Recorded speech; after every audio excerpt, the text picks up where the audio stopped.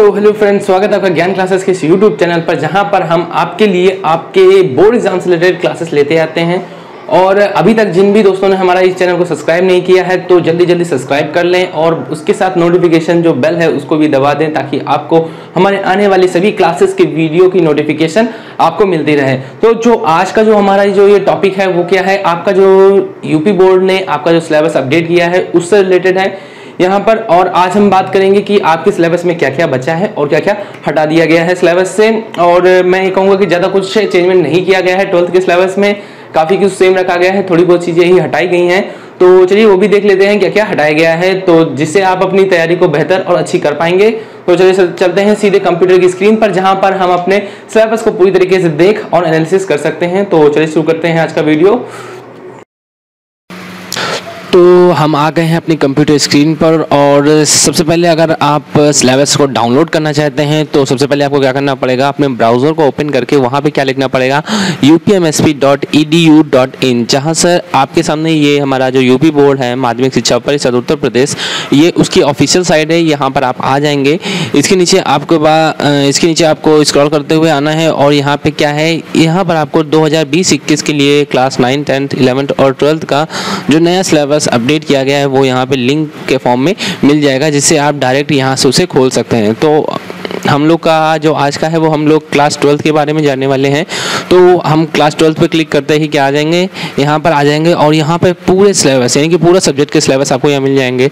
शुरुआत में लैंग्वेज के हैं, फिर उसके बाद आपको इंग्लिश का सिलेबस मिलेगा, उसी के साथ फिर आगे जाने पर मैथ, साइंस, इन सब के सिलेबस भी इसमें हैं। तो ठीक यहाँ पे आपको सीधे मैं आपको बता दूँ तो सीधे आपको पेज नंबर 28 पे जाना है।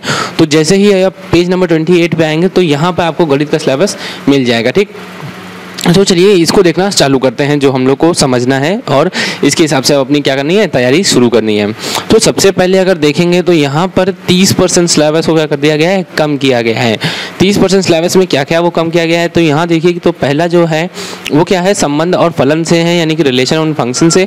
यहाँ पर आपको संयुक्त फलन का व्युत्क्रम और द्विआधारी संक्रियाएं ये कम कर दिया गया है आपके सिलेबस से। ठीक, इसके बाद हमारा क्या है, प्रतिलोम त्रिकोणमितीय फलन है, जिसमें हमारा प्रतिलोम त्रिकोणमितीय फलन का आलेख कम कर दिया गया है और प्रतिलोम त्रिकोणमितीय फलनों के प्रारंभिक गुणधर्म जो थे वो हटा दिए गए हैं।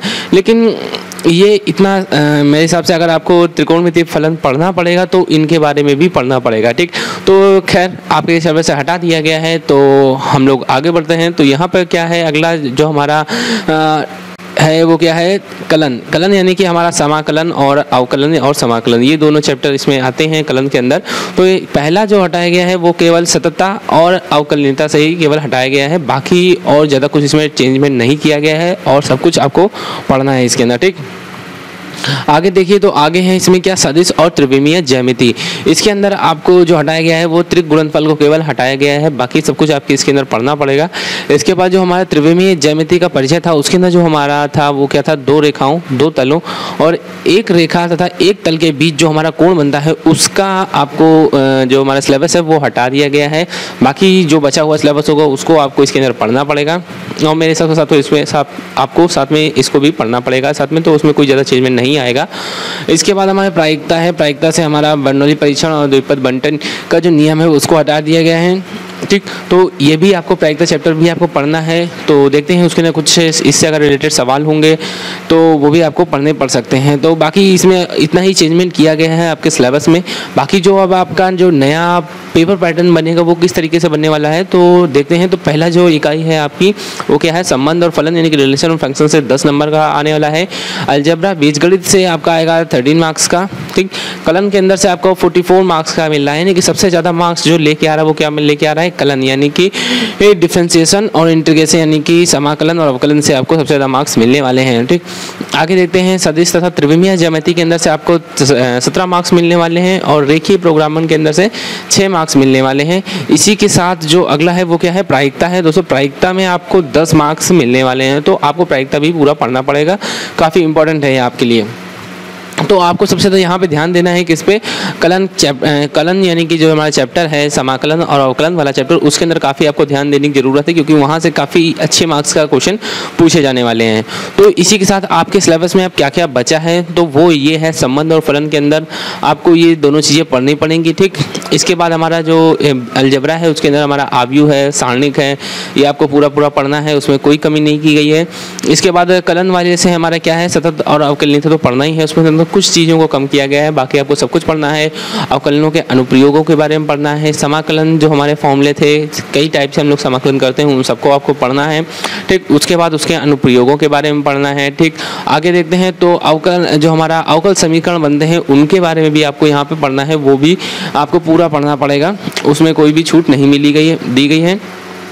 इसके बाद देखते हैं तो सदिश के अंदर आपको सब कुछ पढ़ना है, कोई कमी नहीं है, बस थोड़ा बहुत इसमें चेंजमेंट किया गया था। फिर उसके बाद त्रिविमीय परिचय, वो भी आपको पढ़ना है, रेखीय प्रोग्रामन के बारे में पढ़ना है, और लास्ट हमारा क्या चैप्टर है, प्रायिकता, इसके बारे में भी आपको पढ़ना है।